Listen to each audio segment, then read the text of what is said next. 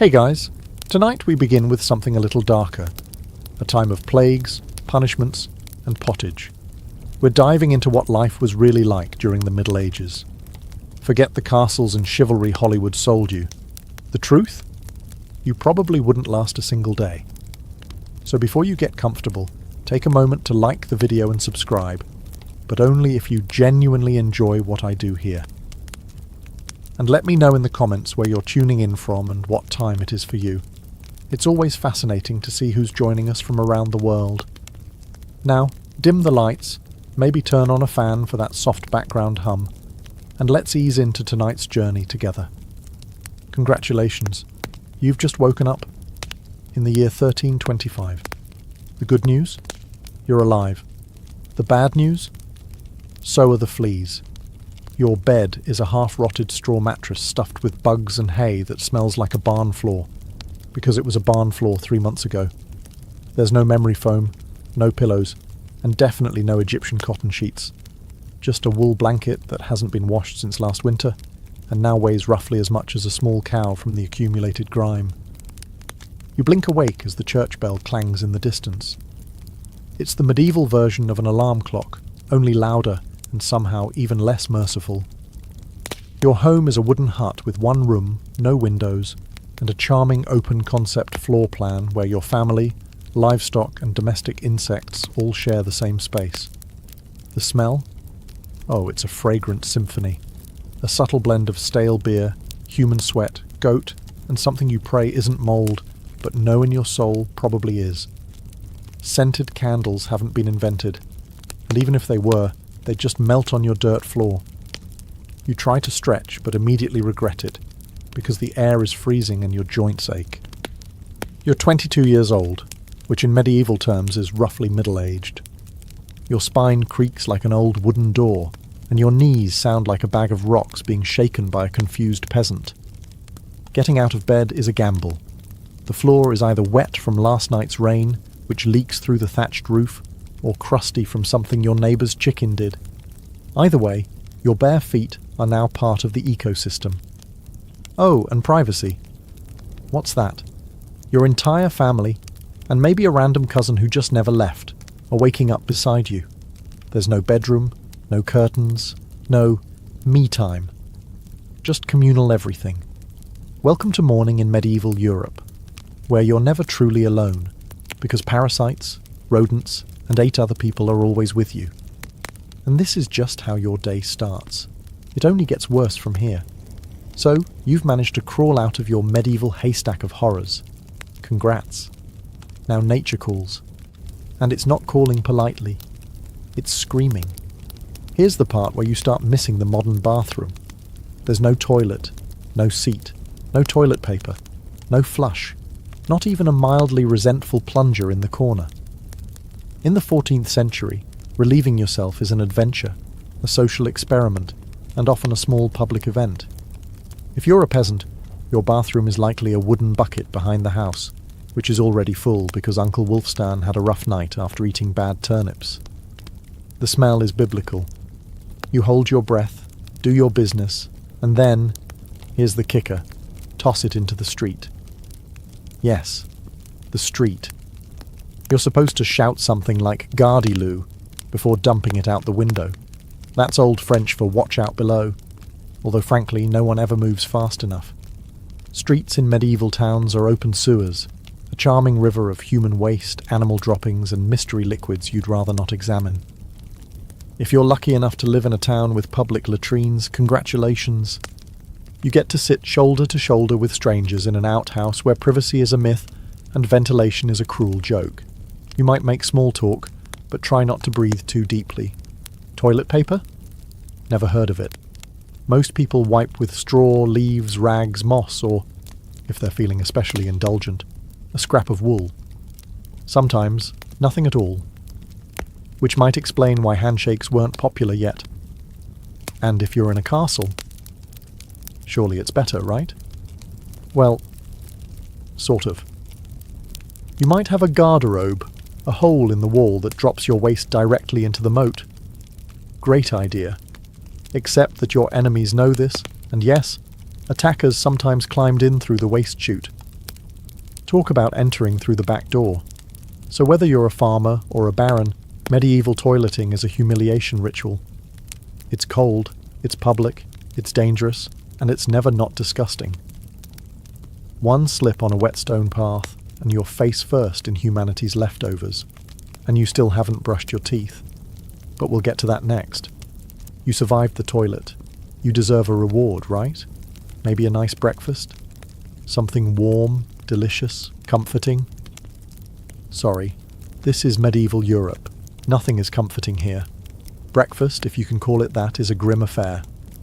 There are no eggs Benedict, no coffee machines sputtering awake, and certainly no avocado toast. You sit down, or squat near the fire, to a wooden bowl of something that looks like it was scraped off a muddy boot. Welcome to your daily ration of pottage. Pottage is a thick, gloopy stew made of whatever you can find. Grains, root vegetables, maybe a few beans if you're lucky. It's been simmering in the same pot for days, sometimes weeks, and new ingredients are just dumped on top of the old ones. It's less of a recipe and more of an ongoing edible experiment. On the side, a hunk of bread so hard it could deflect arrows. It's made from coarse rye or barley flour, often bulked up with sawdust, ground up acorns or other creative ingredients, because wheat is a rich man's fantasy. This loaf is not your friend. You don't slice it, you negotiate with it. What about drinks? You're not sipping orange juice or an oat milk latte. You're drinking beer. Yes, beer. At 6 a.m. Why? Because the water is teeming with parasites and filth. So you start your day with weak ale, low alcohol, high survivability. Kids drink it too. No one's happy about it, but at least it won't kill you. Immediately. Want some meat or cheese? Dream on. That's for Sundays and saints' feast days, and only if your lord is feeling generous. Most peasants don't eat meat more than a few times a year. As for fresh fruit, only when it's in season, and not already fermented into wine. And don't even think about spices unless you're royalty. A pinch of pepper costs more than your monthly wages. Salt is valuable enough to be locked away. So you chew your gritty bread, gulp your medieval beer, and try not to think about the rat that may have nibbled your porridge in the night. Breakfast doesn't energize you. It just happens to you. And now that you're properly underfed, it's time to work like your life depends on it. Because it absolutely does. So, you've eaten your sad medieval breakfast, and now it's time to get dressed. Not that it'll help. Your wardrobe consists of exactly one outfit. One. It's a rough wool tunic or linen shift that you've worn every day for months, possibly years. There's no such thing as seasonal fashion. There's just wear this until it disintegrates or gives you a fungal infection. Underwear? Optional. If you're lucky, maybe a linen undertunic. If you're not, well, you're going commando under layers of scratchy, sweaty wool, all lovingly stitched together by someone who probably had no idea what a seam was supposed to look like. There's also no washing machine, no soap, and absolutely no dry cleaner in sight. So your clothes are stained, stiff, and scented, like a compost pile that's been left to marinate in a pigsty. Even if you wanted to wash them, it's not easy. You'd have to haul water from a river or, well, heat it over a fire, scrub your tunic on a board with ashes or lye, and hang it in the sun, which is out approximately 3 days a year. And don't get me started on shoes. If you own any, they're made of untreated leather, barely stitched together, and offer as much arch support as a banana peel. Most peasants just go barefoot, through mud, through dung, through medieval landmines, aka sharp rocks and disease puddles. All this means one thing. Your skin hates you. You itch constantly. Fleas, lice, and bedbugs live rent-free on your body. Everyone has them. Nobles, lousy, monks, itchy, children, walking insect farms. No one escapes. You'll be scratching your armpit with a wooden spoon while chatting with the local priest, and no one will even bat an eye. Your skin is raw from rubbing, your scalp a battlefield of bites, and if you develop a rash, well, too bad. There's no dermatologist, no hydrocortisone, no one to tell you it's probably scabies. You just keep on suffering. And if you're lucky enough to not get an infection, great. That rash will simply accompany you for the next 6 months like an unwanted medieval sidekick. Now that you're dressed in misery and wrapped in discomfort, it's time to head outside and start working yourself to death. Now that you're fully dressed in itches and damp wool, it's time to flash that morning smile. Except, you don't. Because in the Middle Ages, smiling is a dangerous game. Not emotionally, dentally. There's no toothbrush, no toothpaste, no mouthwash, no floss. The concept of oral hygiene is about as popular as bathing, which is to say, not very. Some people might chew on a twig or rinse with wine or vinegar, but for the most part, your teeth are on their own, and they're not doing well. By the time you hit your mid-20s, your smile looks like something pulled from a haunted crypt. Cavities are rampant, gums are swollen. And those aren't just food stains on your teeth. That's decay. You have more rot in your mouth than a medieval root cellar. Sugar, while not yet everywhere, is becoming more common among the rich. Imported at great cost, mostly used in small cakes or to show off wealth. If you're a noble, congratulations. You get to rot your teeth faster than the peasants. If you're poor, you'll do it slowly over time with fermented bread, gritty porridge, and years of hard chewing. Toothaches? Get used to them. They're like medieval weather, always there in the background. The kind of pain that makes you consider praying, drinking, or pulling the tooth out yourself with a pair of pliers, and that's not a joke. That was the actual treatment. Dentists didn't really exist, but barber surgeons did. Yes, the same guy who cuts your hair is also pulling your molars out by candlelight with an iron hook and zero anesthesia. Infected tooth? Hope you like fevers, because without antibiotics, it can easily turn into sepsis and kill you. From a toothache. That's right. The same thing that sends us to a pharmacy today could be your funeral in the 1300s, and there's no relief on the social front either. Kissing? Good luck. Halitosis, bad breath, is everywhere. If you're single, you're not judged by your smile. You're judged by your land and your livestock. In short, your mouth is a battlefield, and it's losing the war. Now that your teeth are throbbing, let's head outside. Because your real job, the one that will break your back, is just getting started. Time to head to work. Except there's no office, no desk, no coffee break, and no chance of promotion. Your job, if you're like 90% of the population, is simple. Don't die while labouring for someone else's comfort. You're a peasant. Congratulations. That means you work the land that belongs to a lord who probably doesn't remember your name. You rise with the sun and stop only when it disappears behind the trees. Your tools? A wooden hoe, a rusty sickle, and whatever bones are still intact in your body. There's no weekend. There's no clocking out. There's only sunrise to sunset, 6 days a week. Sunday is off, but only if you're not harvesting, fighting off raiders, or praying feverishly for your infected toe to stop turning black. The work is brutal. Fields are ploughed by hand or with oxen, if you're rich enough to afford one. You dig ditches, sow seeds, pull weeds, and carry water until your spine begins to resemble the letter S. No one cares if you're tired. No one's asking how your mental health is doing. If you're a woman, surprise. You don't just do fieldwork. You also care for children, clean, cook, spin wool, feed animals, and pretend your husband's lice infestation isn't slowly migrating to your side of the bed. Children? They start helping out around age 5. No school, no toys, just a tiny wooden rake and a dream of one day not dying of the flu. And if you're one of the few who isn't a farmer, maybe you're a blacksmith, a tanner, or a cooper. Great. You still work with fire, chemicals, or animal guts all day in poorly ventilated sheds. The pay? Basically survival. The perks? Occasional bleeding. Break a bone? Too bad. Get a fever, drink some warm beer and keep going. You can't afford to stop. Not even for a day. Because if you don't work, you don't eat. And if you don't eat, well, medieval Europe has a solution for that. It's called being replaced. So you grip your shovel, ignore the blisters, and keep digging. Because in the Middle Ages, your job isn't a career, it's a slow-motion endurance test. Now that your back is on fire from labouring in the fields, let's talk about the weather. Because in the Middle Ages, temperature is less about seasons and more about ongoing punishment from the sky.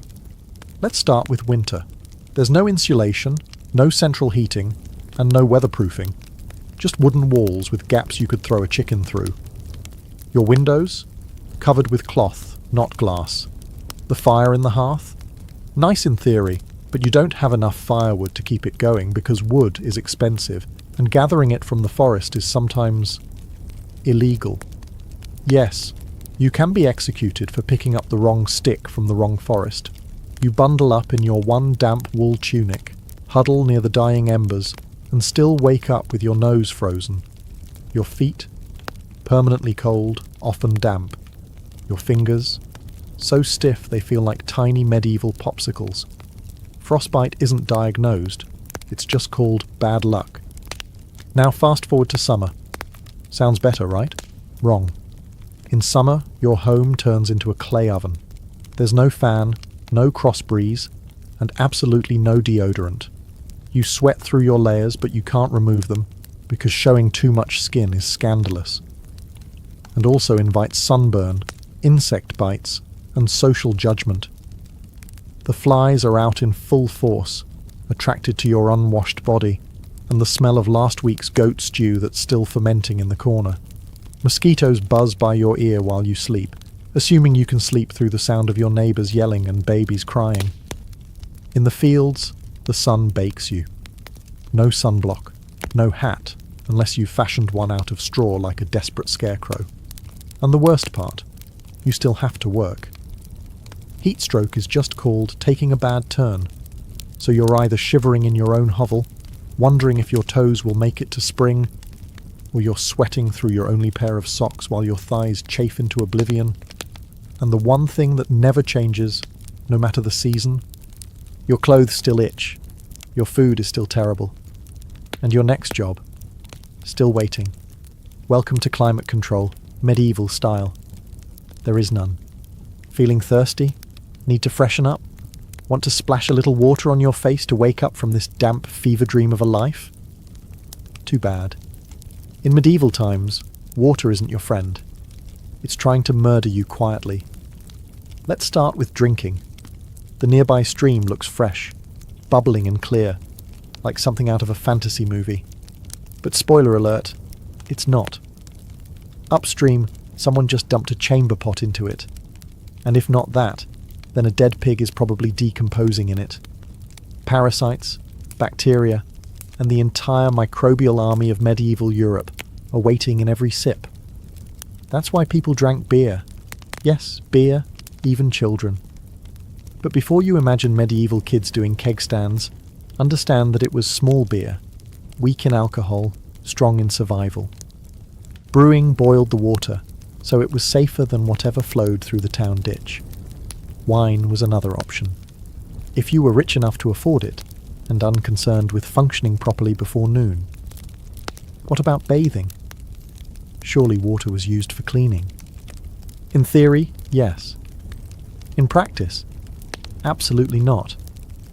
See, back then, people believed bathing actually opened your pores and let the disease in. That's right. Washing yourself was considered medically risky.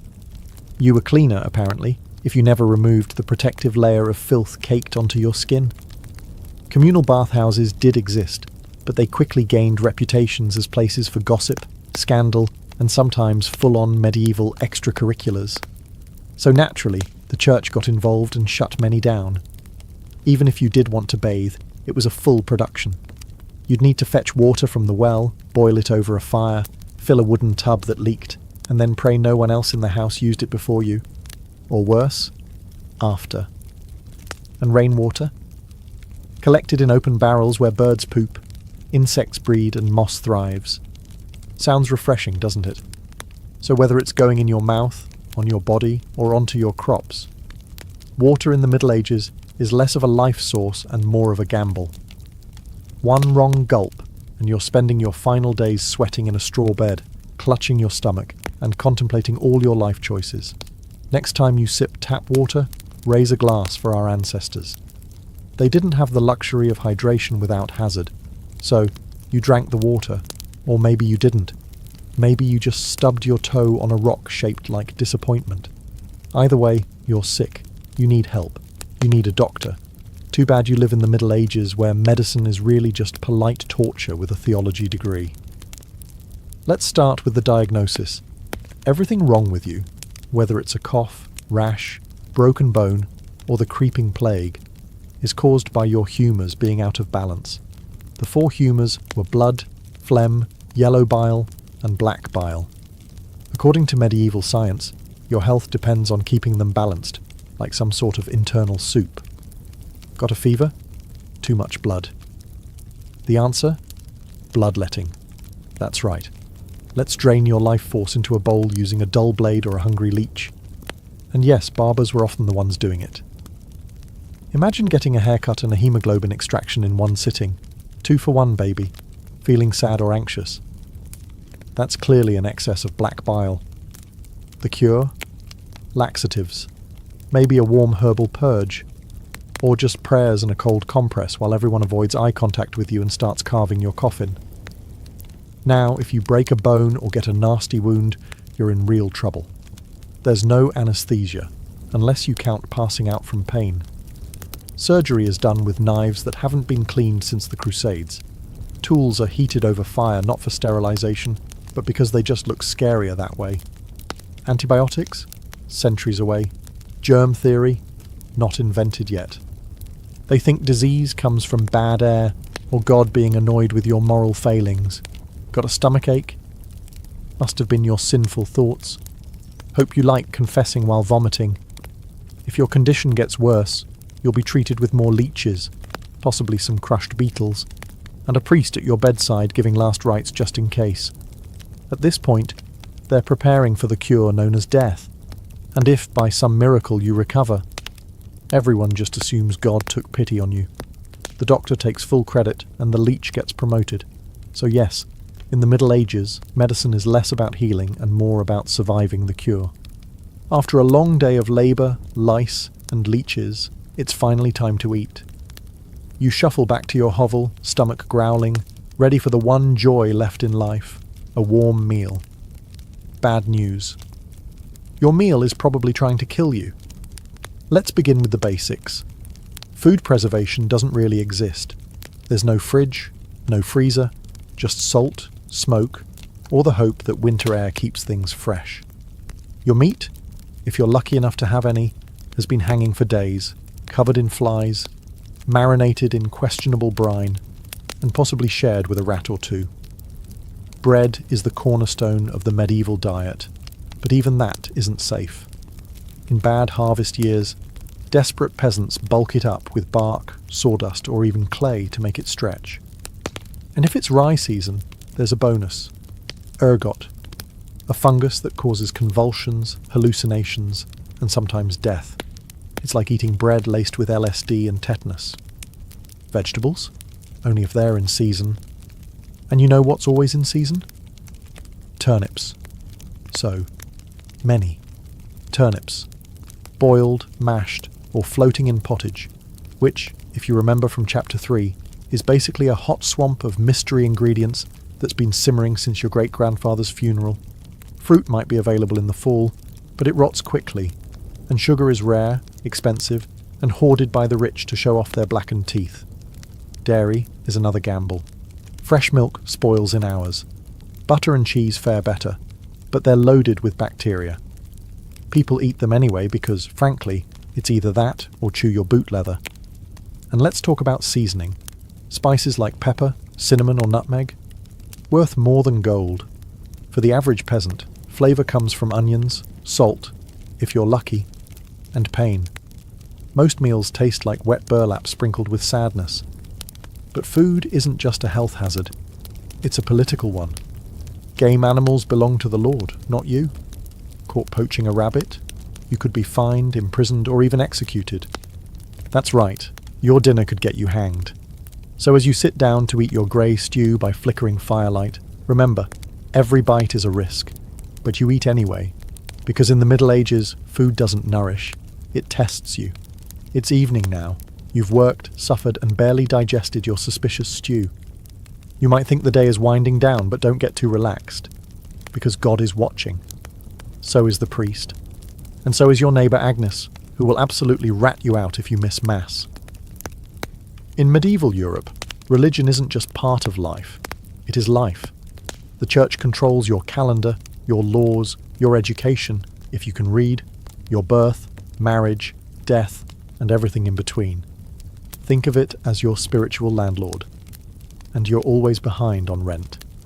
Every day is structured around prayer bells. The town church bell rings in the morning, noon, and night. Not because people need reminders, but because missing prayer is a sin. Forget to bow? Sin. Eat meat on a Friday? Sin. Think about your neighbour's wife in that one dream? Double sin. And yes, hell is very real. Vividly real. Priests describe it in glorious detail. Rivers of fire, lakes of boiling blood, demons with pitchforks and eternal wailing. If the plague doesn't scare you, eternal damnation definitely will. You can't read the Bible yourself because it's written in Latin, a language reserved for monks, clergy, and that one noble kid who's too good for dirt. You rely on the church to interpret everything for you. That means if the priest says your crop failure is because you didn't pray hard enough, well, time to kneel harder. Tithes, 1/10 of everything you own, are mandatory. If you grow wheat, you give wheat. If you raise chickens, you give eggs. If you have nothing, congratulations. You're spiritually bankrupt and financially doomed. Holidays? They're holy days, dozens of them. And while they offer breaks from labour, they're not for fun. They're for attending Mass, fasting, confessing sins, and reminding yourself that joy is a dangerous indulgence. Questioning the church is dangerous. Heretics are burned. Witches are drowned. Blasphemers are flogged. And skeptics are quickly reformed. So you go through the motions. You chant. You bow. You pray that your soul, after enduring this dirt-covered life, might finally land in paradise, assuming the priest likes you. Because in the Middle Ages, God may be merciful. But the church? Not so much. If you thought being a medieval peasant was rough, try doing it as a woman. All the filth, famine and fear, plus childbirth, subservience, and social invisibility. In the Middle Ages, being a woman is like being on hard mode, with no health potions and no restart button. From birth, a girl's life path is pretty much locked in. Marry young, bear children, serve your husband, die tired. Education? Not likely. Unless you're from a noble family and sent to a convent, your intellectual development stops around the time you learn how to churn butter and patch a tunic. Marriage happens early. Really early. It's not weird to be betrothed at 12 and pregnant by 14. It's not about love. It's about land, livestock, and alliances. Your opinion? Not required. Once married, you're basically your husband's property. Your job is to produce heirs, feed everyone, keep the house running, and not complain. Because complaining might get you branded a nag, or worse, a witch. That label comes with a complimentary drowning or burning, depending on local fashion. Childbirth is a death lottery. There's no prenatal care, no sterile tools, no anesthesia. Midwives do their best, but even minor complications can mean death for the mother, the child, or both. Some women survive 10 pregnancies. Many don't survive 2, but don't worry. Once the baby is out, your work increases. Now you have a screaming infant in a lice-ridden hut, and you're expected to nurse, cook, clean, and still help in the fields. You don't get a break. You are the break. For everyone else. If you're unmarried, you're suspicious. If you're widowed, vulnerable. If you're outspoken, dangerous. Women who didn't conform were often accused of witchcraft, especially if they had herbal knowledge, a strong personality, or just looked at someone funny on a rainy Tuesday. Even in the church, your role is limited. Nuns lived under strict rules. No speaking without permission. No freedom of movement. and your spiritual worth, always ranked below men. In short, if you're a woman in the Middle Ages, you're expected to endure, obey, reproduce and suffer in silence, ideally while smiling. Because even in a time of universal suffering, women were somehow expected to suffer gracefully. So far, you've battled filth, starvation, social injustice, and possibly a goat. But just when you think your day can't get any worse, here comes violence, loud, bloody, and often completely acceptable by medieval standards. Let's be clear, the Middle Ages were not peaceful. The idea of law and order mostly meant, hope the local lord isn't in a bad mood. Violence is everywhere. In the home, in the streets, on the battlefield, in church disputes, and sometimes in line at the communal bread oven. Crime is common, punishment is brutal, and justice is more performance art than protection. Steal a loaf of bread, you could lose a hand. Accused of lying, your tongue might get pierced. Gossip too much? Meet the scold's bridle, a metal mask strapped to your head with a bar in your mouth. For correction, of course, let's say you're accused of something serious. Heresy, theft, witchcraft. How do you prove your innocence? By being tortured, obviously. Welcome to trial by ordeal. One version, you stick your hand in boiling water to retrieve a stone. If it heals without infection in 3 days, you're innocent. If not, you're guilty. Another option, you're tossed into a river. If you sink, you're innocent, and probably dead. If you float, you're guilty, and will be punished anyway. It's like a medieval game show where the prize is survival and the host is actively rooting against you. And if you're sentenced to death, that's a public event. Executions are performed in front of cheering crowds. Hangings, beheadings, burnings. Sometimes people bring snacks. It's the medieval equivalent of cable TV. Domestic violence, completely normal. Husbands were allowed, even expected, to discipline their wives and children. Street fights, commonplace. You could be beaten just for looking the wrong way at a noble's horse. And war, always simmering. Local feuds, territorial disputes, religious crusades. Someone's always marching off to stab someone else in the name of honour, God, or boredom. Violence isn't a breakdown of society in the Middle Ages. It is society. Everyone lives with the constant knowledge that life is fragile, justice is arbitrary, and your neighbour might bash your head in over a pig. So, walk carefully, keep your eyes down, and never trust anyone with a club. At this point, you've made it through the lice, the leeches, the laundryless misery, and the looming threat of public disembowelment. But now comes the final chapter of most medieval lives, an early and unglamorous death.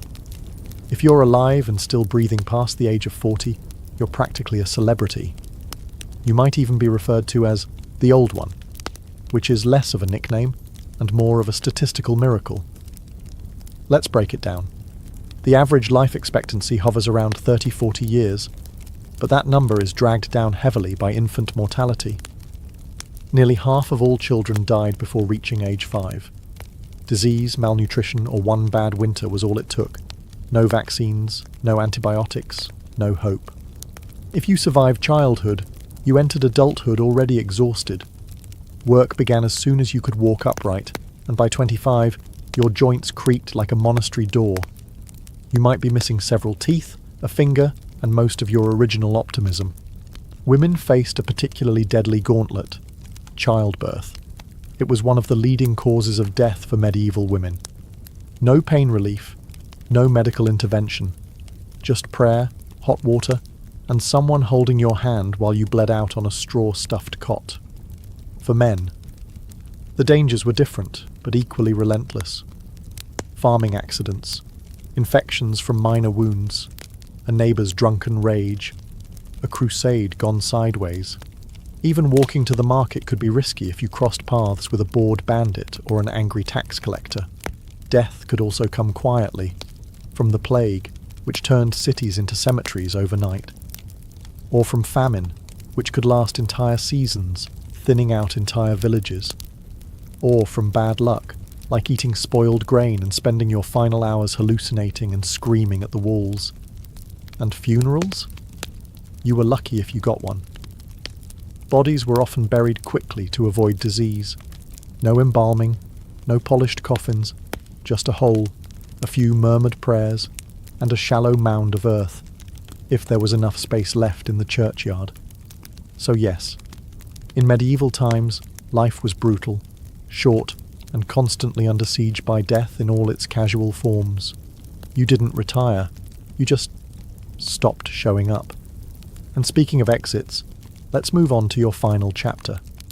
The medieval dream dies. So, how's your day been?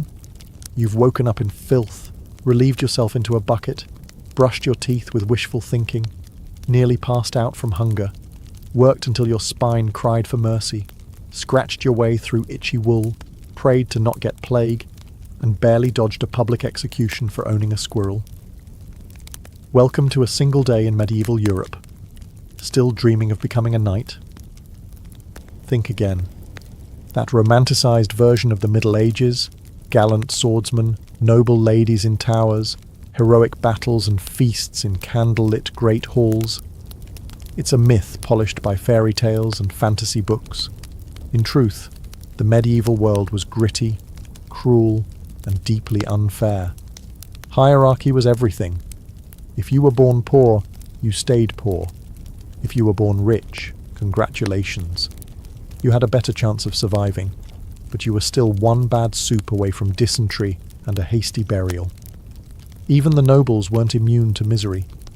Castles were drafty stone refrigerators filled with fleas, smoke, and politically motivated marriages. Sure, you had a fur cloak and a goblet of wine, but also a 50% chance of dying in a skirmish or from an infected splinter. Not exactly luxury. The simpler times weren't simple. They were relentless. Everything took longer. Everything hurt more. Everything, from childbirth to chewing, came with consequences. Life was survival, not leisure. And if you did find a quiet moment to think, to dream, to imagine something better, there wasn't much you could do with it. No upward mobility, no modern medicine, no internet to Google, what's this weird rash? You lived, suffered, worked, and died within a 10-mile radius of where you were born. But here's the wildest part. Through all of this, people still laughed, sang songs, told stories, fell in love, and found meaning. Not because life was easy, but because humans are stubborn like that. Even in the darkest chapters, they made space for light. So tonight, when you slip into your clean bed with indoor plumbing, antibiotics, and central heating, maybe say a quiet thank you to the modern world, and to your ancestors who fought rats, famine, and feudalism, so you wouldn't have to. Long before she was Catherine the Great, Empress of all Russia, mistress of reform, and icon of ambition, she was simply Sophie. Born Sophie Friederike Augusta von Anhalt-Zerbst in 1729, she was the daughter of a relatively obscure German princely family. Her tiny duchy in Pomerania offered little in terms of power, but Sophie herself. She had something no title could provide: razor-sharp intelligence, relentless charm, and a quiet, burning hunger for greatness. Her upbringing was strict. Her mother, Johanna, was cold and calculating, not a warm, nurturing figure, but a social climber obsessed with status. Sophie's father, a Prussian officer, was more distant than disciplinary. From a young age, Sophie learned to walk the fine line between obedience and cunning. She read voraciously, spoke multiple languages, and learned how to observe a room before speaking in it, skills that would soon become survival tools in one of Europe's most brutal courts. When the Russian Empress Elizabeth Petrovna began searching for a wife for her heir, Grand Duke Peter, she looked beyond Russia's borders. Peter himself was of German descent, and Empress Elizabeth believed a foreign bride, pliable and grateful, would be easier to control. Sophie fit the bill perfectly. Noble blood, Lutheran faith, which she'd be forced to abandon, and a reputation for both grace and humility. At just 14 years old, Sophie was summoned to Russia. She arrived in the freezing capital of St. Petersburg in 1744, wearing thin German fabrics and a diplomatic smile. Her mother pushed her forward like a chess piece. Sophie, however, had her own game in mind. To become acceptable in Russian society, she converted to Orthodoxy, taking the name Ekaterina Alexeyevna, Catherine. The ceremony was public, symbolic, and life-altering. She wasn't just changing religions, she was burning the bridge behind her, stepping into a foreign empire with no way back. No one watching that quiet teenage girl in a fur-trimmed coat could have predicted what would come next. Betrayal, revolution, enlightenment, and empire. But from the moment Sophie stepped foot in the Russian court, she stopped being a pawn and began planning how to become a queen. Catherine's marriage to Grand Duke Peter was meant to secure her place in Russian royalty, but from the very beginning, it felt more like a cage than a crown. Peter, heir to the Russian throne, was not the dashing prince of fairy tales. Awkward, immature, and obsessed with toy soldiers, he was far more interested in playing war games in his chambers than governing an empire, or showing affection to his new wife. Some accounts even suggest he refused to consummate the marriage for years.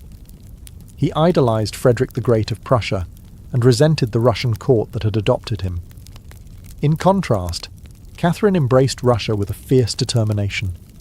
She learned the language, studied its history, and memorized Orthodox rituals. She wanted to belong. Peter wanted to escape. This mismatch wasn't just emotional, it was political. The Russian court was a viper's nest of gossip, paranoia, and brutal power games. Empress Elizabeth still ruled with absolute authority, but her health was in decline. Everyone knew a transition was coming, and everyone had an agenda. Catherine was watched constantly. Her letters were read, her friendships monitored, and her every move scrutinized. She couldn't trust her husband, her mother, who was still whispering in her ear on behalf of foreign interests, or even her servants. In this world, alliances could turn into accusations overnight. But Catherine was no fool. She learned to play the court's games quietly, cultivating allies in the shadows. She charmed military officers, made friends with scholars, and developed a reputation for dignity and restraint, a stark contrast to her husband's childish tantrums and open contempt for Russian traditions. Behind closed doors, Catherine began reading Enlightenment thinkers like Voltaire and Montesquieu. While others saw her as a young consort, she was building a vision, not just for herself, but for Russia, a nation of strength, education, and reason. But there was one problem. The longer Peter lived, the longer Catherine remained in limbo, a powerless wife to a man unfit to rule. So she waited, observed, and planned. She knew the Russian throne wouldn't be inherited. It would have to be taken. In 1762, after nearly 2 decades of waiting, watching, and quietly manoeuvring, Catherine saw her moment and seized it with breathtaking precision. Empress Elizabeth had died, and Peter, now Peter III, was finally Tsar. But his reign began unravelling almost immediately. In just a few short months, Peter alienated the church, offended the nobility, insulted the army, and lavished praise on Prussia, Russia's longtime enemy. He reversed key policies, humiliated the clergy, and talked openly about divorcing Catherine to marry his mistress. The court, already wary of his erratic behaviour, turned cold. The army, filled with generals loyal to Catherine, grumbled in corridors. Even ordinary Russians, devout and patriotic, saw Peter as a foreign puppet who mocked their traditions. Catherine, watching all of this unfold, made her move. In July of that same year, while Peter was away at his summer palace, Catherine launched a bloodless coup d'etat. Supported by key military officers, including her lover Grigory Orlov and his influential brothers, she rode through St. Petersburg in full regalia, was proclaimed Empress Catherine II, and won the allegiance of the powerful Imperial Guard. Peter, caught off guard and without allies, surrendered within days. He was taken into custody, and shortly after, found dead under mysterious circumstances. Officially, it was reported as a hemorrhoidal colic. Unofficially, it was murder. Catherine was now empress, not by birth, not by marriage, but by will, wit, and audacity. It was unprecedented. A foreign-born woman with no legitimate claim had taken the Russian throne without a single battle. But her real challenge was just beginning. She had to transform that bold grab for power into a lasting legacy. Would Russia accept her? Would the nobility respect her? Could she hold the empire together without falling victim to the same fate as her husband? Catherine understood that power gained through intrigue could be lost just as easily. She needed to rule not as a schemer, but as a visionary. And so began her transformation, from a careful conspirator to a reforming empress, one who would redraw borders, embrace the Enlightenment, and redefine what it meant to be a woman in power. Once Catherine had the crown, she could have rested on her power, but she didn't. She had something bigger in mind than simply sitting on a throne. She wanted to transform Russia, and not just militarily or politically, but intellectually. While Peter had worshipped Frederick the Great and toy soldiers, Catherine idolized Voltaire, Diderot, and the bold thinkers of the Enlightenment.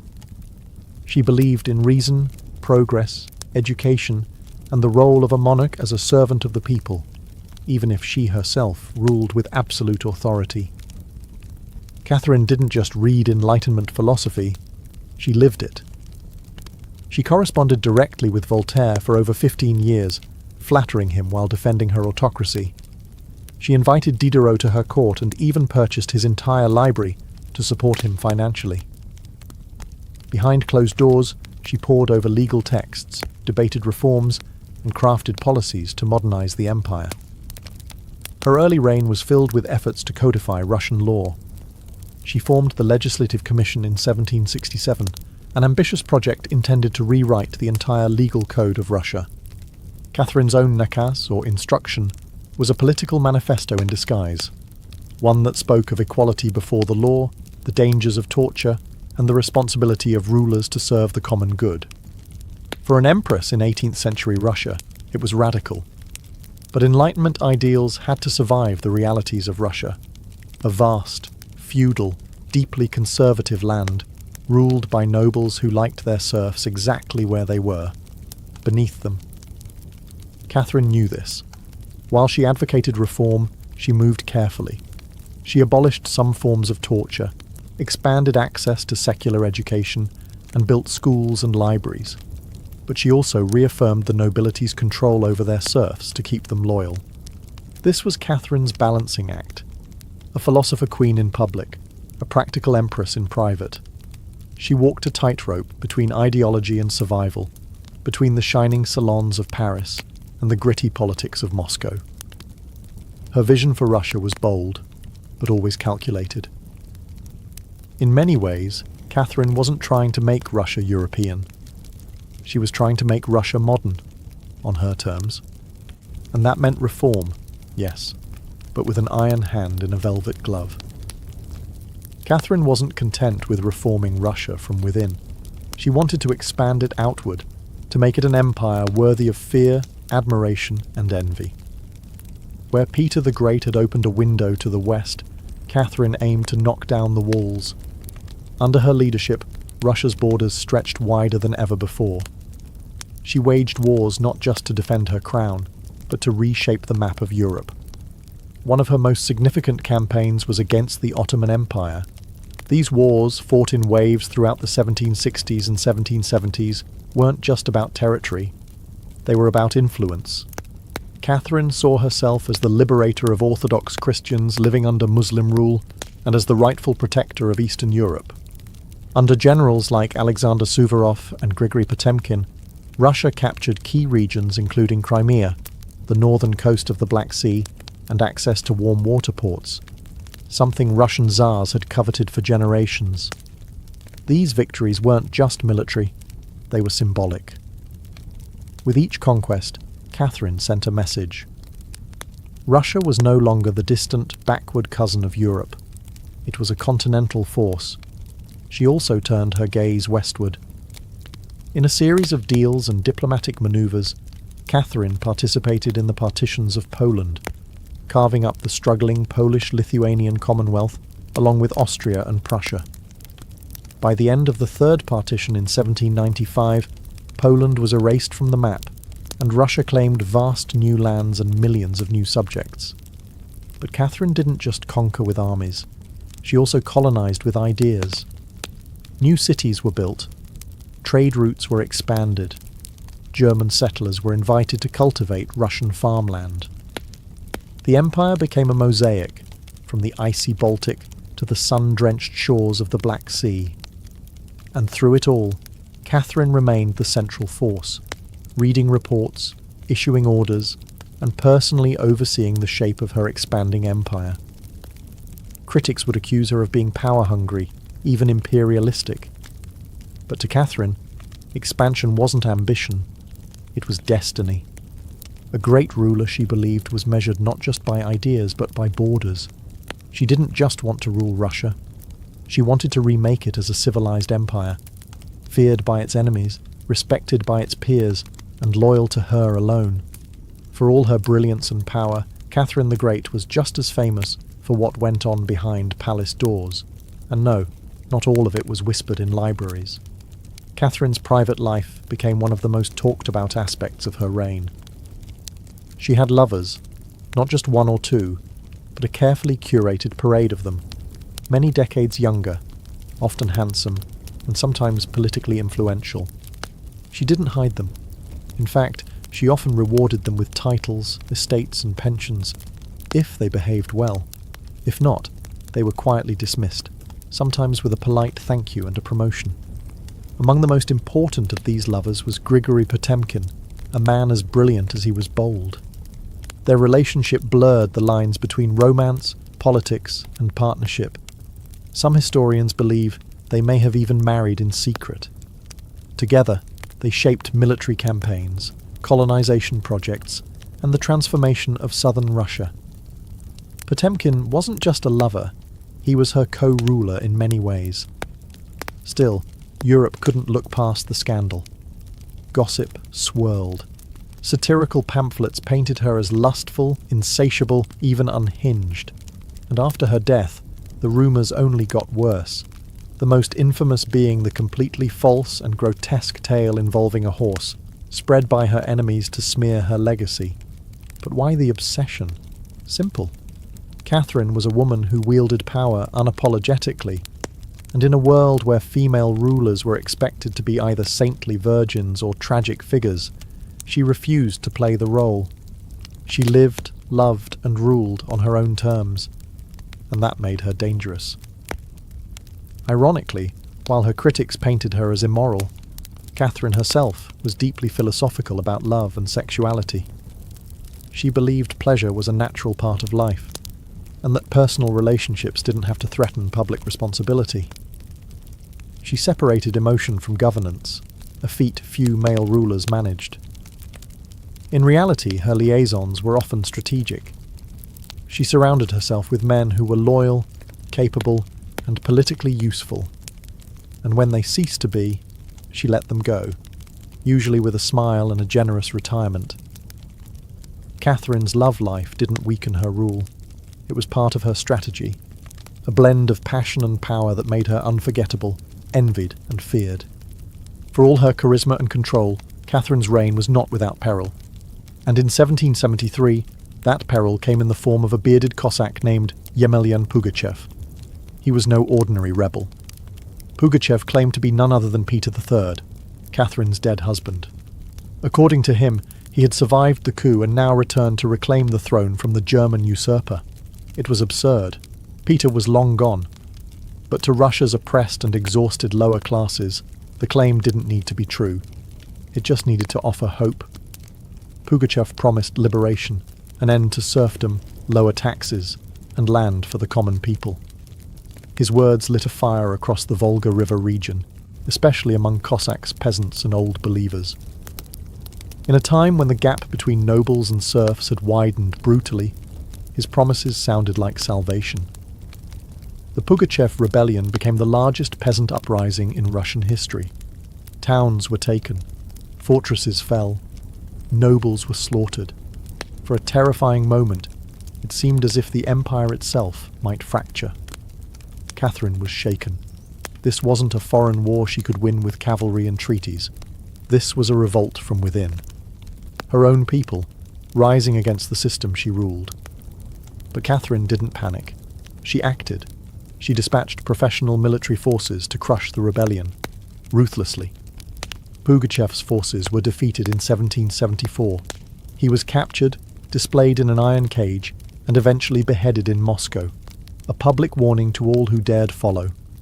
Afterward, Catherine doubled down on order and control. Her dreams of liberating the serfs quietly faded into silence. The rebellion had shown her the limits of enlightenment in a country still shackled by feudalism. She now leaned harder on the nobility, who offered loyalty in exchange for absolute control over their serfs. This was a turning point. The empress who once quoted Voltaire now prioritized stability over philosophy. Reform became cautious, surveillance increased. Rebellion, even whispered, was to be stomped out before it had breath. Pugachev may have lost his head, but he left behind a warning that haunted Catherine, that power built on inequality could only hold so long before the storm came crashing through. By the time Catherine the Great approached the final years of her life, she had ruled Russia for over 3 decades, longer than any female ruler in Russian history. From the moment she seized power, she had defied expectations, reshaped her empire, and redefined what a woman and a monarch could be. Under Catherine's reign, Russia became a true European powerhouse. Its territory expanded by over 200,000 square miles, swallowing Crimea, parts of Poland, and stretches of the Black Sea coast. These weren't just military wins, they were strategic pivots, securing warm water ports and reshaping trade. But her legacy wasn't only drawn on maps. Catherine left a cultural mark as well. She helped found the Hermitage Museum, amassed one of the greatest art collections in Europe, and corresponded with the greatest minds of the Enlightenment. Her court became a centre of sophistication, art, and intellectual ambition. In a country often viewed as backward by Western Europeans, Catherine put Russia firmly on the cultural map. She modernised education, founding schools for girls, and promoted the printing of books. She introduced smallpox inoculation to Russia, even publicly receiving the vaccine herself, an act of scientific bravery in her time. Yet, her reign was also one of contradictions. While she admired Enlightenment ideals, she never freed the serfs. In fact, she extended serfdom deeper into Russia's territories. Her reforms, while impressive, remained mostly top-down, designed to polish the empire without truly transforming its foundations. Still, Catherine's rule brought stability and ambition. She understood that power was not inherited. It was crafted, managed, and constantly defended. She ruled not by divine right, but by force of will, political brilliance, and relentless calculation. She was called many things: a usurper, a tyrant, a reformer, a seductress. But above all, she was effective. When she died in 1796, Russia was wealthier, larger, and more formidable than it had been in centuries. She left behind a throne secure, an empire expanded, and a legend that would endure for centuries. Catherine didn't just reign, she ruled, with intellect, strategy, and an unapologetic grip on history. And in doing so, she became more than an empress. She became a myth. For all her power, expansion, and enduring legacy, Catherine the Great was still, at her core, a woman navigating a man's world and reshaping it in her image. Behind the imperial portraits and state decrees was someone deeply aware of how precarious her position was. She was not born Russian. She came to the throne through a coup. She ruled an empire that didn't want a woman in charge, and yet she not only endured, she thrived. Catherine was never content to be ornamental. She read constantly, wrote endlessly, and never stopped learning. Her daily schedule was intense. Hours of reading reports, corresponding with foreign powers, editing state papers, and managing a court filled with rival factions. She wasn't content to simply sit on the throne. She worked the throne like a stateswoman born to it. She was also, in many ways, lonely. She surrounded herself with courtiers, lovers, and artists, yet wrote in her memoirs of how few people she could truly trust. Her son Paul, whom she distrusted and kept away from state matters, grew into a man she feared would undo all her progress. Her greatest emotional partnership, with Grigory Potemkin, faded into deep friendship, but his death in 1791 left a wound that never truly healed. Catherine crafted her image carefully. She understood the power of narrative, and wielded it better than most monarchs of her age. She posed as Mother of Russia, enlightened monarch, warrior empress, and lover of the arts. But beneath those roles was a woman who had endured rejection, betrayal, scandal, and rebellion, and kept going. When she died in 1796, she left behind an empire transformed, but also questions. Could she have done more to end serfdom? Were her Enlightenment ideals compromised by politics? Was she more reformer or ruler? History remembers her by the title she never gave herself: the Great. It wasn't because she was flawless, or kind, or just. It was because she took power and wielded it on her own terms, in a time and place where women weren't supposed to have any. She didn't just wear the crown, she rewrote what it meant to deserve one.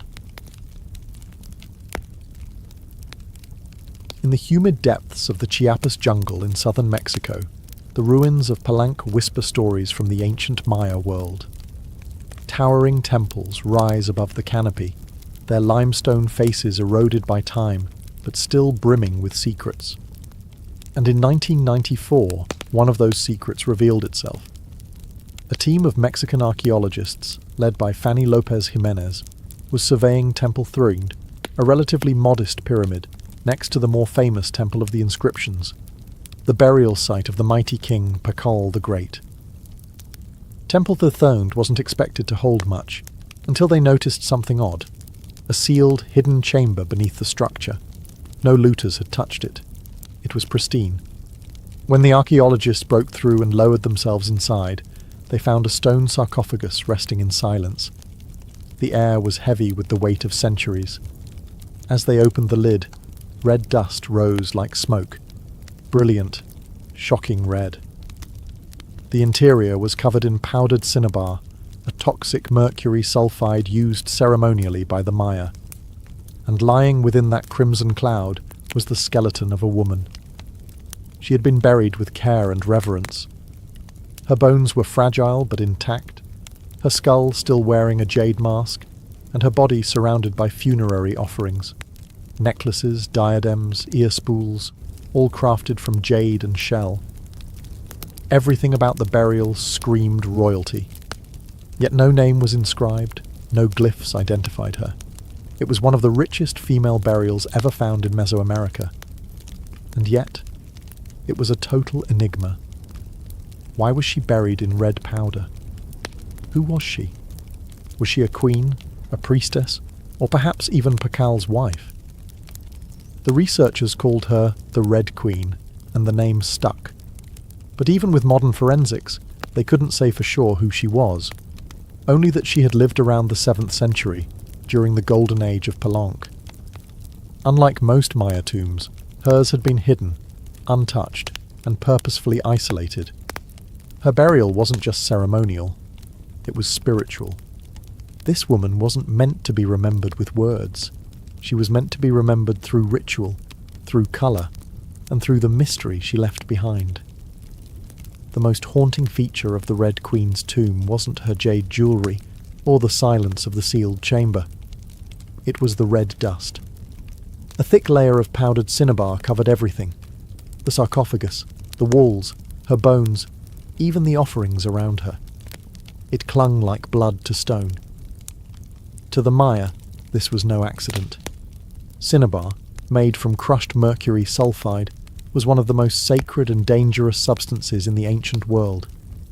Its vibrant red colour wasn't just visually striking, it symbolised blood, rebirth, and the life force that connected the human and divine realms. Red was sacred. It was the color of sunrise, of sacrifice, of life emerging from death. And it wasn't just symbolic, it was spiritual. Covering the dead in cinnabar was a ritual meant to transform the body, preserving it not for eternity, but for transition. In Maya belief, death wasn't the end. It was a passage, a crossing into another cosmic layer. And so the Red Queen, whoever she was being prepared not just for burial, but for deification. But there's another layer to this. Cinnabar is toxic.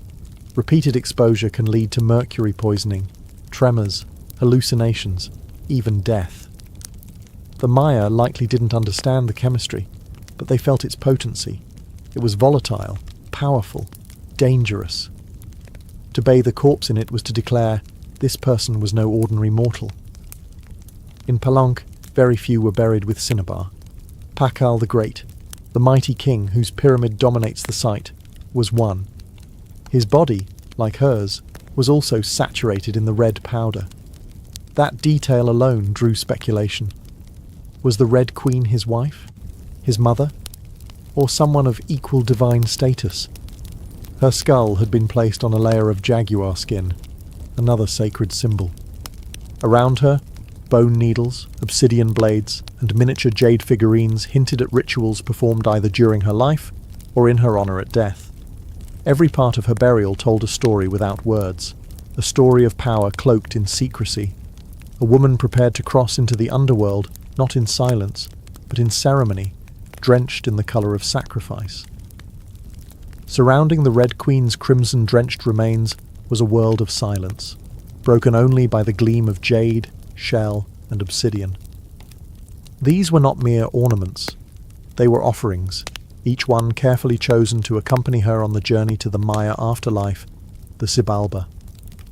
At her sides were jade necklaces, heavy and cold, their polished surfaces still radiant after 300 years underground. Jade was not just beautiful, it was sacred. The Maya considered it a symbol of eternal life. It represented the green of maize, the vitality of the jungle, and the breath of the gods. Only the elite were buried with jade. For the Red Queen, it covered her chest, wrists, and ears, a clear sign that in life she wielded influence, perhaps even divine favour. One of the most haunting objects was the jade funerary mask, placed delicately over her face. Unlike the golden death masks of Egypt, this one was subtle, constructed from dozens of tiny mosaic tiles, arranged to mimic the contours of her skull. The mask served a ritual function, to protect the soul, to preserve identity, and to present her as divine in the eyes of the gods. Scattered near her bones were bone needles, obsidian blades, and shell artifacts. These could have been tools of ritual or symbols of her status, as priestess, healer, or royal matriarch. One bone pin was engraved, faint but purposeful, a small echo of her voice lost to time. At her feet and along the edges of the tomb were ceramic vessels, still sealed, likely once filled with offerings, food, drink, or incense to sustain her spirit beyond death. The Maya believed the afterlife was a journey, dangerous, layered, filled with challenges. These items weren't luxuries, they were necessities. To modernize, the tomb feels intimate, not overloaded, but intentional. There was no gold, no chariots, no pomp, just items chosen with spiritual weight. It was a map for the soul. Through these treasures, we glimpse how the Maya understood death, not as finality, but as a transition of power. The Red Queen wasn't buried to be forgotten. She was being prepared to ascend. For all the grandeur of her tomb, the Red Queen left behind one haunting void. No name. No inscriptions adorned her sarcophagus. No glyphs on the walls identified her. She was clearly someone powerful. But who? From the moment her tomb was opened, scholars began trying to connect the dots. The most compelling theory?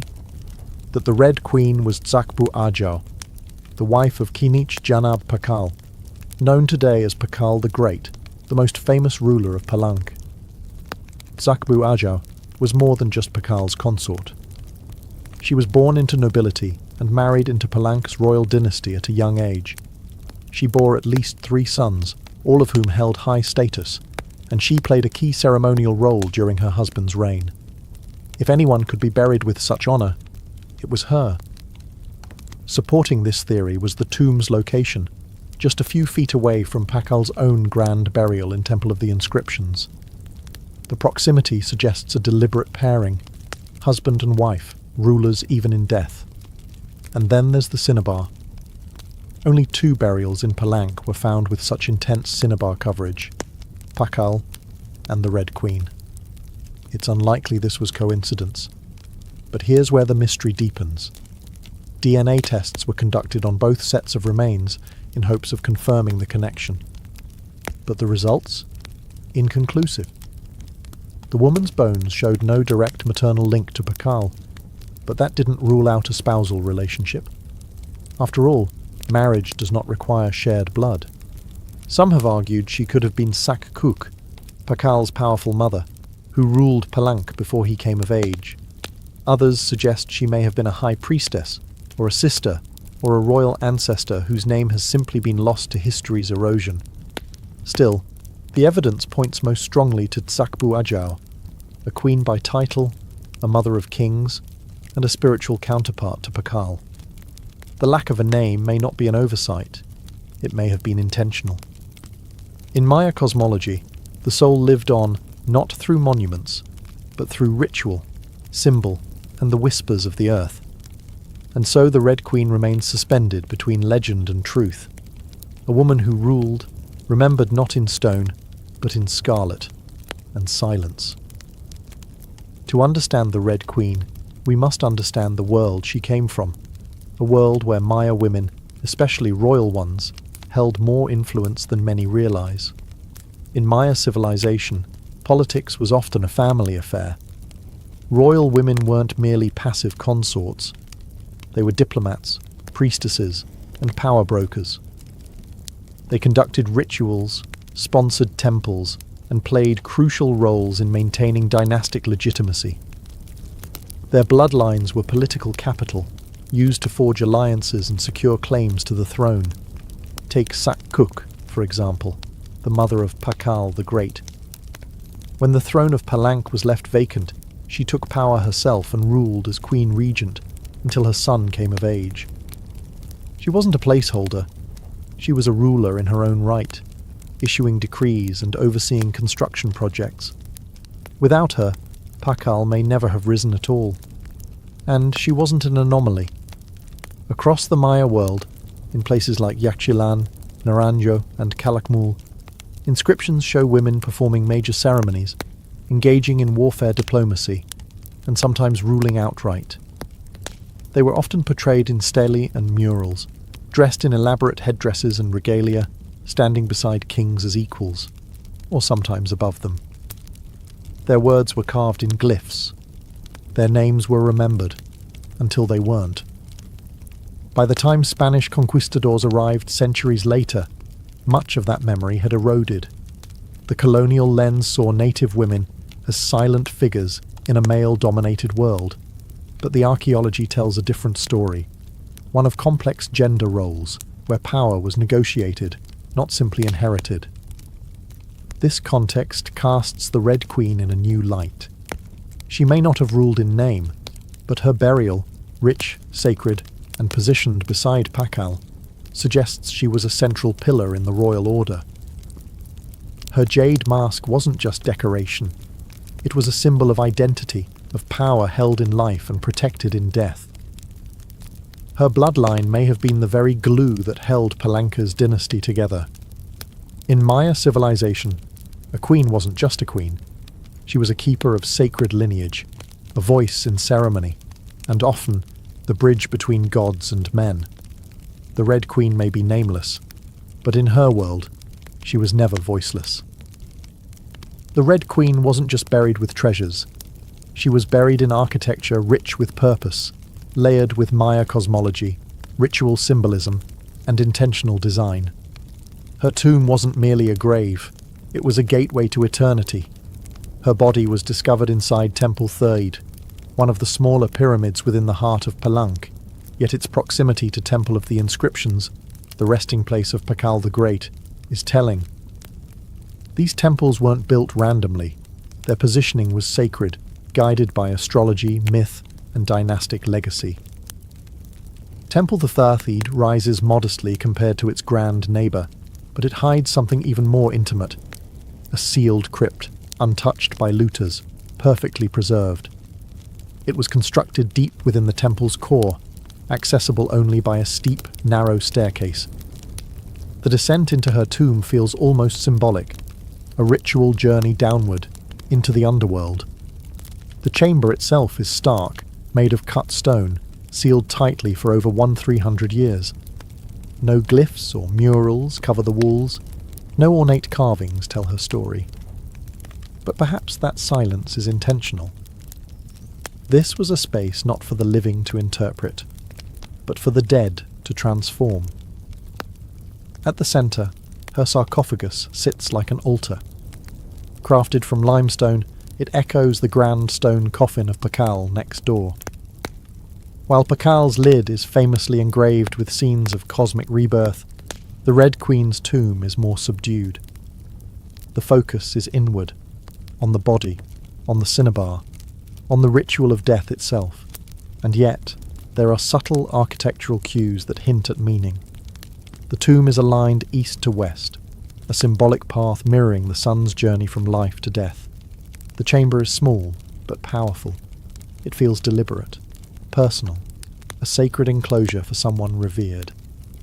Maya temples were cosmological tools, bridges between the heavens, the earth, and the underworld. To be buried in one was to be elevated beyond the human realm. The Red Queen's eternal home wasn't an afterthought. It was a carefully constructed shrine, a place where death became transformation. Her bones rest in stone, her essence in cinnabar, and her legacy in the architecture itself. A temple that speaks without words, telling us she mattered. To the ancient Maya, death wasn't the end. It was a threshold, a sacred passage into the underworld, known as Xibalba.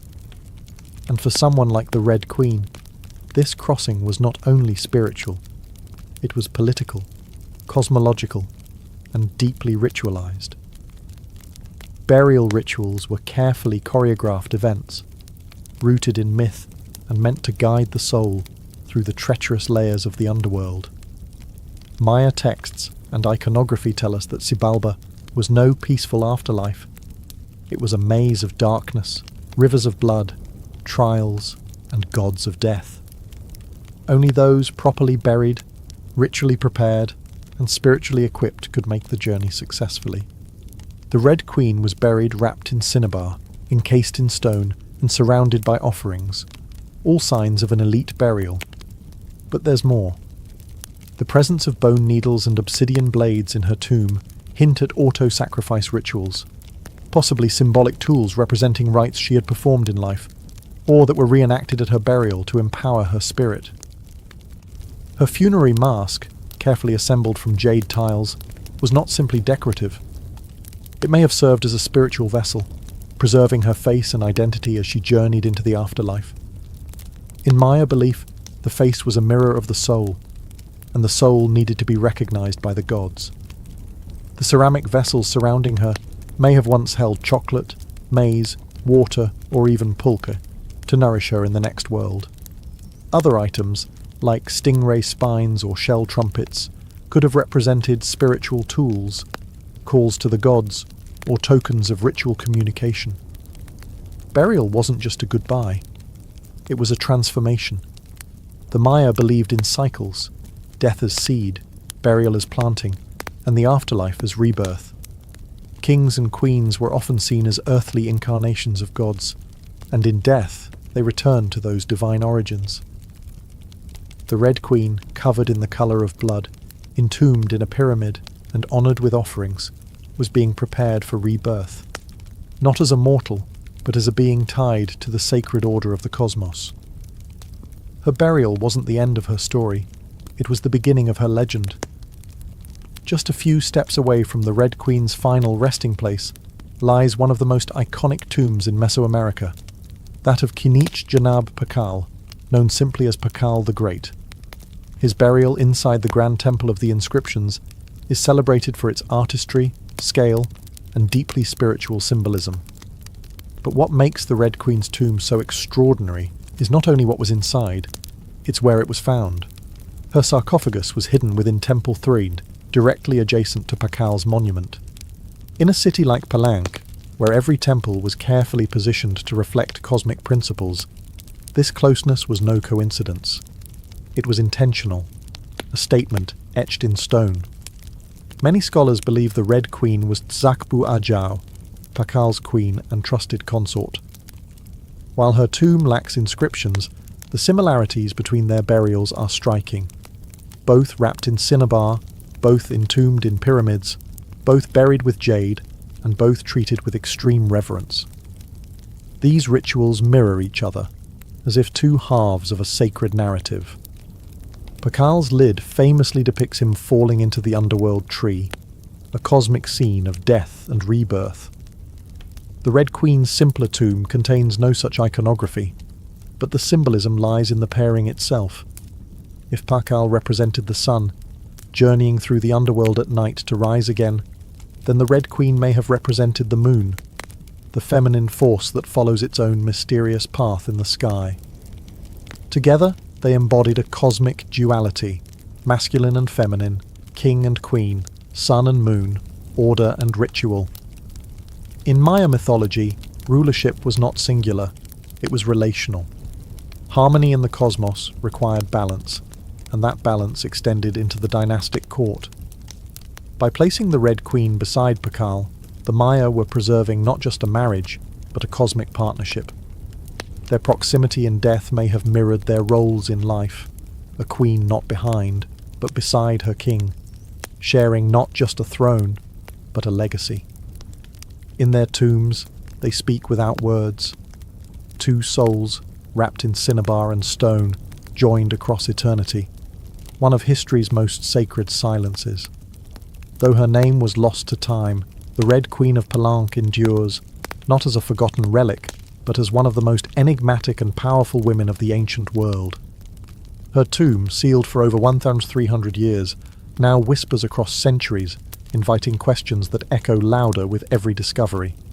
She represents a mystery that still resists full understanding. We may never know exactly who she was. No glyph carved her name. No stela told her story. And yet, the care in her burial, the richness of her offerings, the symbolism of her crimson-drenched bones, all speak of a woman profoundly important. Not merely as a wife or consort, but as someone who held real influence, spiritual weight, and royal blood. Today, the Red Queen forces us to re-evaluate assumptions. She's a reminder that in the ancient Maya world, women were not silent. They led rituals, governed cities, and shaped dynasties.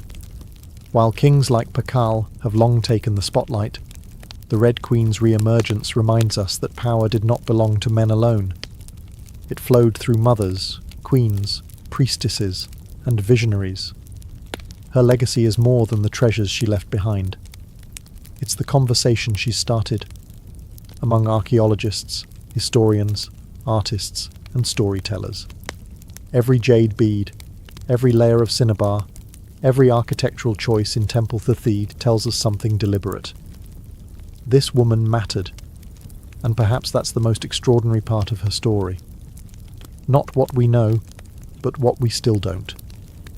The Red Queen teaches us that history isn't just a collection of facts, it's a living puzzle, a shared human longing to connect with the past. In that sense, her legacy is still unfolding. She lies wrapped in red, the colour of life and sacrifice, of blood and rebirth. Her face, once hidden behind a jade mask, now stares back at us through science, art, and wonder. She remains nameless, but not voiceless. Mysterious, but not forgotten. The Red Queen may have ruled a kingdom in life, but in death, she rules something greater, our imagination. Her tomb was sealed in stone. Her story was written in silence. And still, somehow, she speaks.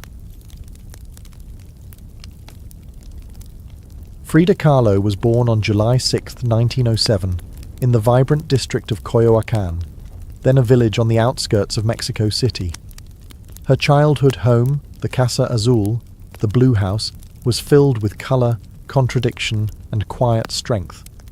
It would later become a sanctuary, a battleground, and a museum to one of the most iconic artists of the 20th century. Frida was the third of 4 daughters born to Guillermo Kahlo, a German-Hungarian photographer, and Matilde Calderón, a devout Catholic of indigenous and Spanish descent. Her parents were opposites: Guillermo, reserved and intellectual; Matilde, religious and emotionally distant. Frida would inherit her father's introspection and artistic eye, but also her mother's fierce resilience.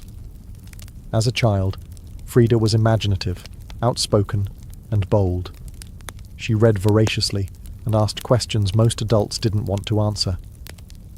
But at the age of 6, she contracted polio, which left her right leg thinner and weaker than the other. A physical difference she tried to mask with long skirts, but never allowed to limit her spirit. The illness left her bedridden for months and isolated from other children. During this time, she grew close to her father, who encouraged her to exercise, ride bicycles, and stay mentally sharp. Unlike most girls of her time, Frida didn't aspire to become a wife or a homemaker. Her goal? To become a doctor. She enrolled in the prestigious National Preparatory School in Mexico City at age 15, one of only a handful of girls accepted. There, she stood out not just for her intelligence, but for her rebellious wit, radical thinking, and unique sense of style. She joined a group of young intellectuals known as the Cachuchas, who debated philosophy, literature, and politics. Frida was drawn to revolution, to ideas that challenged tradition.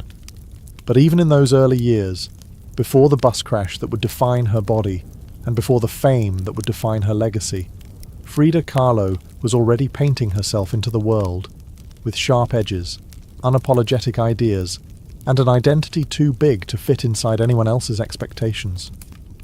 She wasn't just growing up in Coyoacán, she was preparing to remake herself entirely. On September 17, 1925, Frida Kahlo's life was split in two: the girl she had been and the woman she was forced to become. That afternoon, she boarded a wooden bus with her boyfriend, Alejandro Gomez Arias, after school. They were laughing, teasing each other, and probably arguing. Frida never did anything halfway. But moments later, the bus collided with a streetcar, and in an instant, her future unravelled into pain, metal, and silence. The crash was horrific. The streetcar crushed the bus against a wall, splintering wood and flinging passengers. Frida was impaled by an iron handrail. It entered her left hip and exited through her pelvis. Her spinal column fractured in 3 places. Her right leg shattered, her foot dislocated. Her collarbone and ribs broke. Her shoulder was dislocated. Her abdomen was pierced. She was just 18 years old. A man covered her with a borrowed overcoat. Someone else noticed her body was sparkling, not from blood, but from the gold powder she had been carrying in a pouch. It had exploded on impact, dusting her broken form in what looked like glittering ash. Frida was taken to the Red Cross hospital and underwent numerous surgeries over the following months. She spent weeks in a body cast, flat on her back, immobile, writhing with infection and uncertainty. The future she'd imagined, of becoming a doctor, slipped further away with every passing day. But in that stillness, something began to stir. Her father gave her brushes. Her mother rigged a special easel to hang above her bed. A mirror was placed on the canopy so she could see herself. And there, lying in plaster and agony, Frida began to paint, first out of boredom, then out of obsession. Her first subjects were her own reflection, because she was all she had. But what emerged wasn't vanity. It was survival. The crash had broken her physically, but it had also opened a door into her own mind, her own body, and eventually into the surreal language of pain and identity that would define her art. The girl who wanted to heal others now began healing herself, one brush stroke at a time.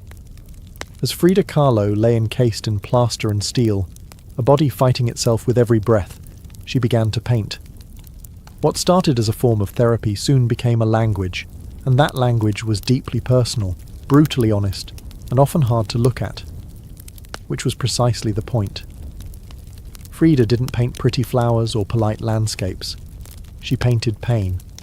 Her pain. Physical, emotional, and existential. Her first subjects were self-portraits, not because she was vain, but because, as she famously said, "I paint myself because I am so often alone, and because I am the subject I know best." Her early works were small in scale, painted on tin or wood panels, inspired by Mexican retablos, devotional paintings meant to tell stories of suffering and miracles. Frida turned this tradition inward. Her body became the canvas. Her emotions became the altar. She painted herself as split, as pierced, as bleeding. In one painting she is impaled by nails, like a modern-day martyr. In another, she floats in a barren landscape, tethered to a broken column, a metaphor for her shattered spine. She painted herself weeping, fractured, decapitated, and bare, but never passive, always watching. Her pain was not sanitized. She painted the ugliness of trauma with beauty, defiance, and even humor. Each piece was a reclamation of her body, her experience, and her identity as a woman in a world that often tried to define her. But Frida wasn't just telling her story. She was inventing a new kind of visual narrative, one that blended Mexican folk art, surrealism, medical illustration, and symbolism. Her paintings became dreamlike autopsies of her soul, framed in color, culture, and myth. By the time she recovered enough to walk again, albeit painfully, Frida was no longer the girl who had wanted to be a doctor. She was an artist, and her art was unlike anything anyone had seen. She had taken the worst thing that had ever happened to her and turned it into a source of creation. Frida Kahlo didn't just paint her pain. She made the world look at it, and in doing so, she turned suffering into a sacred act of self-expression. In 1928, still recovering, still painting, and just 21 years old, Frida Kahlo met the man who would become the most profound and turbulent relationship of her life, Diego Rivera. He was 20 years her senior, already Mexico's most famous painter. Massive in both stature and presence, Rivera was a giant of Mexican muralism, known for his sweeping, politically charged frescoes that told the story of the Mexican people. Frida had seen his work before. She admired it. But now she wanted his opinion of her work.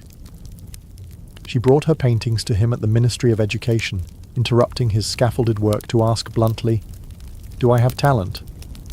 Diego took one look and said yes, and not just out of kindness. He recognized in her something rare, an unfiltered voice, raw and unpretentious, full of rage, irony, pain, and beauty. They began a relationship that was as consuming as it was creative. Frida once said, "I suffered 2 accidents in my life, one in which a streetcar knocked me down, the other was Diego." They married in 1929, an odd pairing to outsiders. Diego, massive, unfaithful, politically famous. Frida, sharp-tongued, fiercely independent, already walking with a cane. Her parents called it a marriage between an elephant and a dove. Their bond was passionate, but chaotic. Diego supported her art and encouraged her growth as a painter, but he was also endlessly unfaithful, even with Frida's own sister, Cristina. Frida was devastated, and in return, she took lovers of her own, both men and women, including rumoured affairs with Leon Trotsky and painter Georgia O'Keeffe. They divorced in 1939, then remarried a year later with different terms. This time, Frida would keep her autonomy, her home, her money, her name. Their second marriage was less about traditional love and more about creative partnership and mutual understanding. Despite the betrayals and the heartbreak, Diego remained a constant force in Frida's life. He challenged her, he wounded her, But he also believed in her, as an artist, as a revolutionary, and as a woman who could redefine what painting could be. Together, they were not peaceful, but they were legendary. In the 1930s, Frida Kahlo followed Diego Rivera on a journey north to San Francisco, Detroit, and New York as he completed high-profile mural commissions. These years abroad brought her face to face with American industrialism, wealth, and the contradictions of capitalism, and they left her with deep political discomfort. Frida was a proud Mexican nationalist, a committed communist, and an admirer of indigenous traditions. The opulence she witnessed in the United States, especially while the Great Depression ravaged much of the country, only deepened her sense of disillusionment. In letters home, she mocked the culture's materialism and obsession with appearances. She missed the grit, colour, and contradiction of Mexico. While Diego painted enormous murals on factory walls, Frida began to paint smaller, quieter revolutions, deeply personal works on tin and canvas. Her style solidified, sharp, surreal, emotional, and intimate. It was during this time that she produced some of her most iconic self-portraits. Frida didn't just paint herself for vanity. She painted herself to survive. Her identity became her landscape. With her body constantly in pain, from her accident, multiple surgeries, and a failed pregnancy in Detroit, she turned inward. Her portraits showed her bleeding, fragmented, exposed. Yet her face was always calm, always direct, unapologetic. One of her most powerful works, Henry Ford Hospital, shows her lying on a hospital bed, crying, surrounded by floating symbols of loss. A fetus, a snail, medical equipment, a cracked pelvis. It was raw, graphic, and deeply emotional, a canvas that bled with truth. Back in Mexico, Frida immersed herself in leftist politics. She and Diego welcomed Leon Trotsky into their home while he lived in exile. Frida wore Tijuana dresses, traditional indigenous garments, not just as fashion, but as a political and cultural statement. Her art was never disconnected from her beliefs. Her identity, her body, and her ideology all intertwined in her work. While Rivera was painting murals of revolution, Frida painted its human cost, the body in pieces, the mind on fire, and the self always staring back. In exile and in illness, she became not just a painter of pain, but a painter of resistance. When Frida Kahlo returned to Mexico in the late 1930s, she was no longer just Diego Rivera's wife. She had become something else entirely. A force, an artist whose work radiated with raw honesty, surreal symbolism, and cultural identity. Back in her homeland, she stepped fully into herself.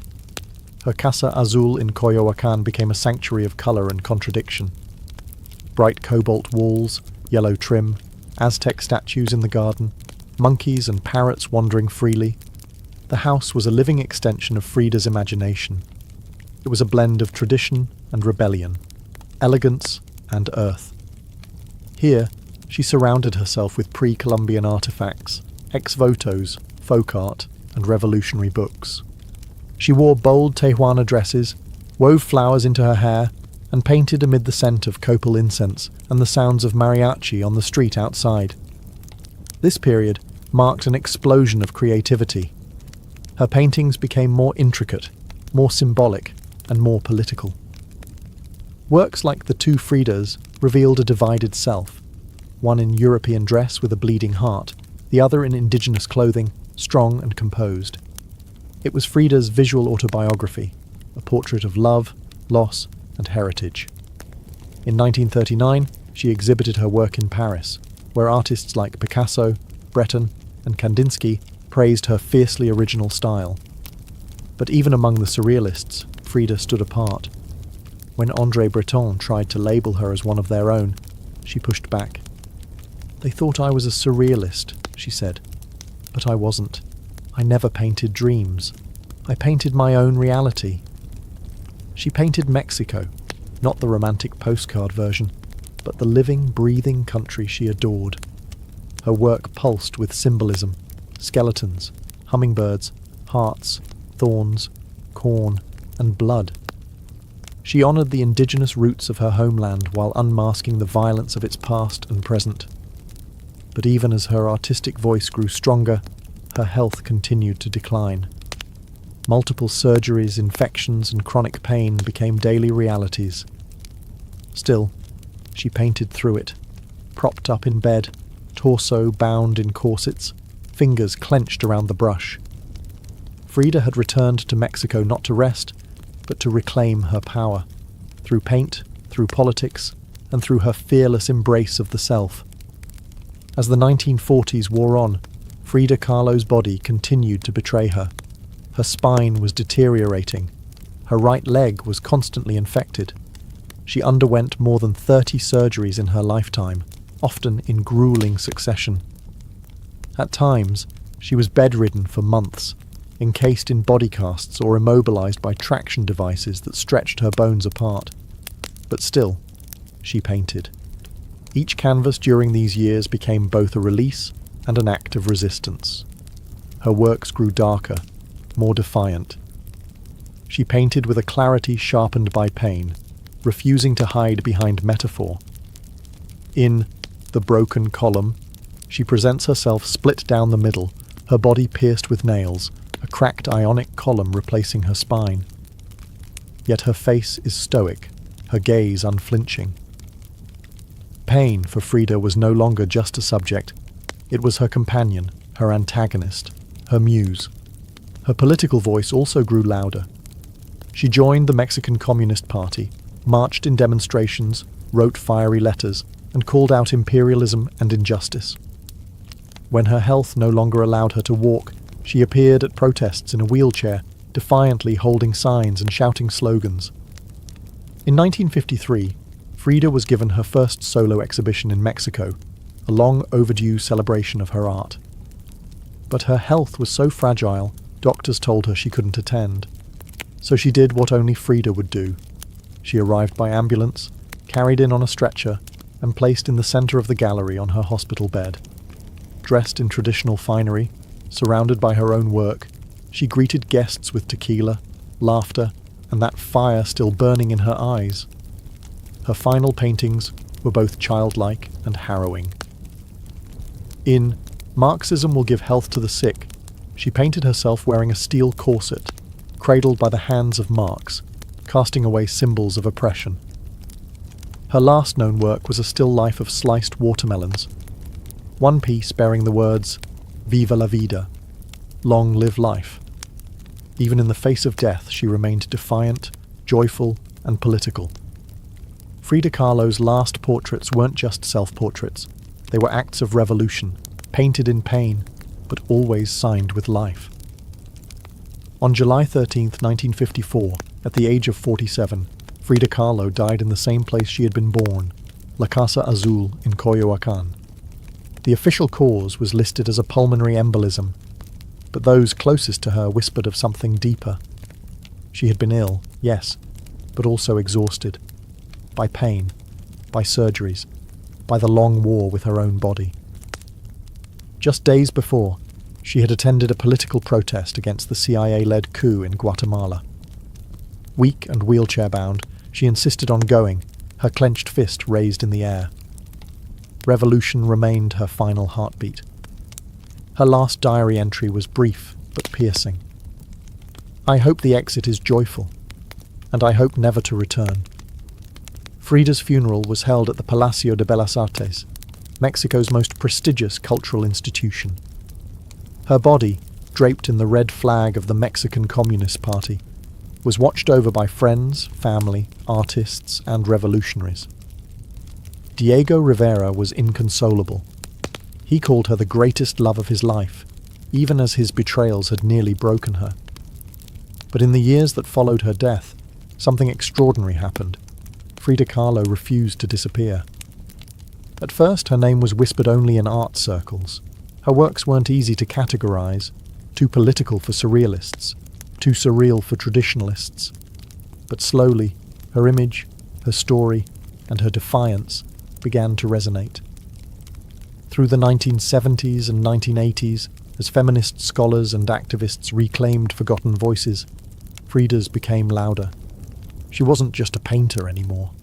She was a symbol of pain turned into beauty, of feminism born through resistance, of Mexican identity celebrated without apology, of queerness, disability, revolution, and authenticity. Her face, unibrow, gaze, flowers in her hair, became iconic. Her home became a museum. Her diary became a sacred text. And her paintings now hang in the world's greatest museums. Frida Kahlo had lived much of her life in Diego's shadow. But in death, she stepped forward. She didn't just leave behind paintings. She left behind a mirror and dared us all to look, not with pity, not with fear, but with fire. Today, Frida Kahlo's face is everywhere. Printed on t-shirts, painted on murals, turned into dolls, memes, posters, and icons. Her signature unibrow, her flower-crowned hair, her direct gaze, all instantly recognizable. But what makes her legacy powerful isn't just that people know her face, it's that they recognize the truth behind it. Frida didn't try to be flawless. She didn't fit into boxes. She wasn't conventional, and she didn't care to be. In a world that demands perfection, she gave us realness. Raw, messy, vibrant, angry, joyful, contradictory realness. She celebrated what made her different: her disability, her queerness, her politics, her culture, and turned it into art that transcended borders and decades. She's become more than an artist. She's a global symbol of defiance, feminism, cultural pride, and creative resistance. For queer communities, she's a fearless bisexual icon who lived openly and unapologetically in a time that demanded silence. For women, she's a reminder that power doesn't require permission. For disabled artists, she's proof that pain can fuel the brush, not stop it. And for Mexico, she's a daughter reclaimed, fierce, folkloric, and forever part of the national soul. Her paintings, once dismissed as too strange or too personal, are now among the most revered in the world. Works like The Two Fridas, Self-Portrait with Thorn Necklace and Hummingbird, and The Broken Column aren't just seen, they're felt deeply by anyone who has ever suffered and needed to turn that suffering into something sacred. She lived in the margins and turned them into centre stage. She embraced contradiction. A communist who wore gold, a woman betrayed who loved again, a body in pieces with a soul unbreakable. And through it all, she painted, not just with colour, but with conviction. Frida Kahlo never asked to be a symbol.